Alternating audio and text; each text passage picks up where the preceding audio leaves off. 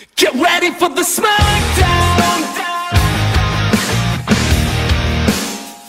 Get ready for the smackdown. How you gonna react when you're put in the back now? 'Cause there's no turning back when you're facing the smackdown.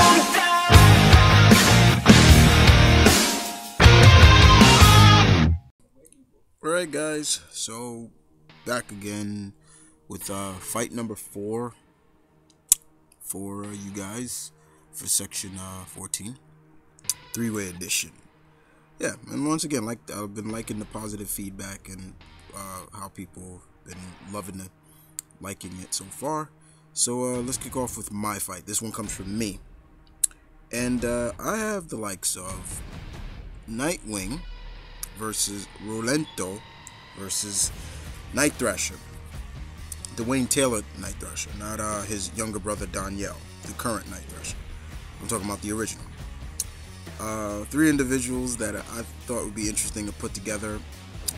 2 characters with Eukrima sticks. I hope I'm pronouncing that right. I'm always pronouncing that weapon wrong. But an interesting fight nonetheless. So let's kick it off with this DC versus Capcom versus Marvel fight. Alright, so let's kick off with Nightwing. Alright. Everybody should know Dick. You know Dick Grayson, Nightwing. Probably one of the most recognizable characters that have growth, that we've seen grow into the man that he is, the character he is today. There's levels of his growth. Now, it being the first Robin, he was trained pretty much by Bruce. Now, I don't think Bruce taught him everything, because, taken from experience, no master really teaches you everything they know. Dick pretty much learned from Bruce very well, but also learned things that Bruce did not teach him. Being a character in the DC universe with no superpowers, he's at peak athletic strength and endurance for someone of his size and stamina and strength. He's an experienced crime fighter with impressive skills that was taught to him by Batman.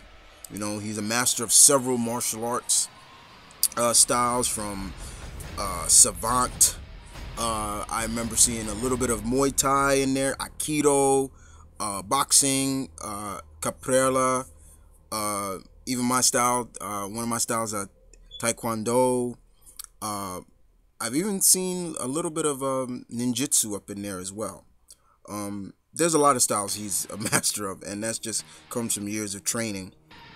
Now, Dick also, his weapon of choice is those Eukrima sticks. Like I said, I'm hope I'm pronouncing it right, and he's very skilled with those. And he's one hell of a leader too. And he's a brilliant tacticianer that we've seen over the years. And I'm talking prior to the 52, but still, he's still a good leader at best. Maybe not a better detective than Tim, but he's still good at his deductive skills as well. But yeah, Dick is a character that I love, I respect, and like I said, don't need to talk too much about Dick Grayson, Nightwing, but because you all know him pretty well. All right, so let's move on to one of his combatants in this, and that is none other than Rolento from Final Fight and Street Fighter, pretty much. Now, Rolento is an American-born German, actually. He's German, actually. He's American. He was born in America, but he's actually German. You know how that goes. He is a former member of this special forces unit known as the Red Berets, hence the red beret he wears. He was highly trained in military, style and, hand-to-hand combat, going along with his military background. But also, something that was different from him in his unit, he also trained highly in using a baton in combat. Now, he also is really skilled at deriving booby traps and things like that. He wears a couple of hand grenades around him that he uses to his advantage if need be. But later on, he joined the group known as the Mad Gear Gang, and he was put in charge of their armory production plants in Metroid City. Once again, that's Final Fight for all those who don't know. And of course, he got into a big, of course, he fought Guy, and Guy left him with a huge scar on his face after he was defeated by Guy. Rolento, because of that military background, he is skilled, and he's probably he was one of the finest in his unit, and probably one of the most devious and one of the most cunning as well. Like I said, this guy can set up a tripwire full of grenades, and you basically trip it and you're dead. He's always willing to fight. He doesn't run away from a fight, but it's just that military background you got to worry about with him. And as skilled as he is with that baton, he is incredible. Just the things that I've seen him do with that baton, pretty much. All right, so let's move on to their combatant, the last of them, and we're heading to the world of Marvel, and perhaps one of my favorite lesser known, underrated characters, Mr. Dwayne Taylor, Night Thrasher. I'm using the original one, not his brother. Like I said, not his brother, his younger brother, who is the current Night Thrasher, Danielle. Now, believe it or not, guys, Night Thrasher is, yes, the equivalent of Batman. Yes, there's a little bit of Dick there too, but it is more Batman, and you just have to read or research the characters, both origins and things like that, how they came up, and you'll see what I'm talking about. Now, Night Thrasher, Dwayne was a huge inventor, very smart, tactical leadership. He's the leader. He was the leader of the New Warriors. He started it. I mean, you got to give the New Warriors credit. I mean, they took down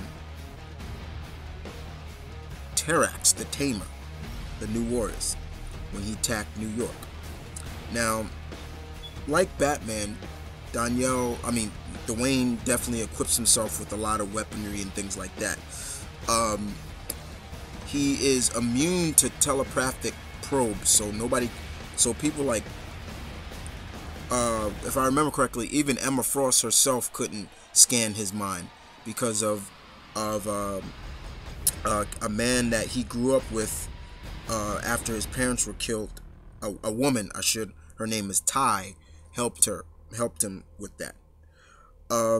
He is skilled in martial arts as well, numerous styles as well: Thai boxing, karate, savant as well, hapkido, jiu-jitsu, things like that. He's skilled with that. And as well, he also carries your creep sticks. Forgive me if I'm pronouncing it wrong, guys. He also wears a light armor suit. It's consisted of Kevlar and fiber-laced titanium as well in it. His suit is bulletproof. It's fireproof. It includes camouflage techniques. It also enhances his strength. His goggles that he wears on his helmet can go infrared, telescopic, magnetic. He also has a few other weaponry as well in his armor, but it's pretty much very light based. But he kind of considered it the Mark I, and then later on he made a more heavy duty version of it called the Mark II in his series. But Dwayne was definitely a great character, a good leader too. Just a little bit hard sometimes, but he was still a good leader. And unfortunately, yeah, he died in Civil War, which I still feel that Quesada and them made the wrong decision to kill off Dwayne Taylor and some of the New Warriors. But he was the good leader, and he was a good character for Marvel, and I loved reading his series and watching him provide and take out the bad guys by night as Night Thrasher, and by day he's Dwayne Taylor, head and owner of the Taylor Foundation. But just a good character nonetheless. Alright, so we'll move on to the battle. Let's talk about the battle at hand. This is a good fight. This is a good fight indeed. First of all, I say this to both Nightwing, Dick, and Dwayne. They have to watch out for Rolento, because he could be setting booby traps all over the place. And that could come into the Rolento's favor. Being more of the military tactical genius that he is, he can use that to his advantage. Hand-to-hand combat wise, I call it kind of dead even between Dwayne and Dick, and Rolento at best. But if it's a stick fight, then yeah, that'd be good too. I would love to see Dick and Dwayne go at it. But then you also got to remember, the kind of Dwayne has the more enhanced strength because of his armor, his light base armor. So that could also play a favor too. But it all comes down to skill level, guys. Endurance, speed. Who's gonna make the first mistake? My real considering is that my prognosis is basically Dick and Dwayne. They're gonna look at each other and be like, you know what? Why are we fighting each other? Let's get this guy right here. Let's team up on him.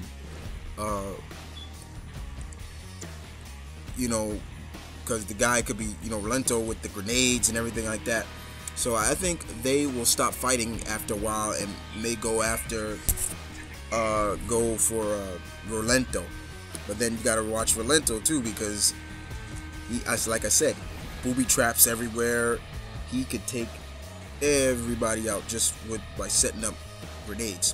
So it's kind of a off-the-cuff fight, guys, in my opinion. And once again, I leave it open. I'm kind of complexed on this. I'm complexed on a fight I created. That's funny. But I leave it up to you guys to decide. Dick Grayson, Rolento from Street Fighter, or Marvel Comics Night Thrasher.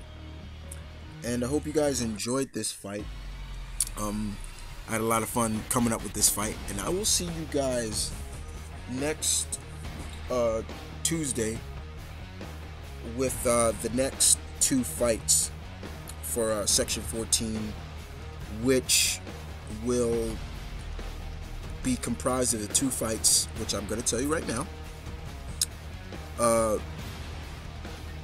Atom Smasher versus Maul versus Giant Man Hank Pym, which was created by my bro and my friend Sick Rick Joseph. And number 6, Kenshi versus Hayato versus Storm Shadow for 5 and 6. So I'll see you guys next week with the next two fights, and you guys know the slogan as well. Battle on, people. And you guys have a pretty good weekend. Y'all take care.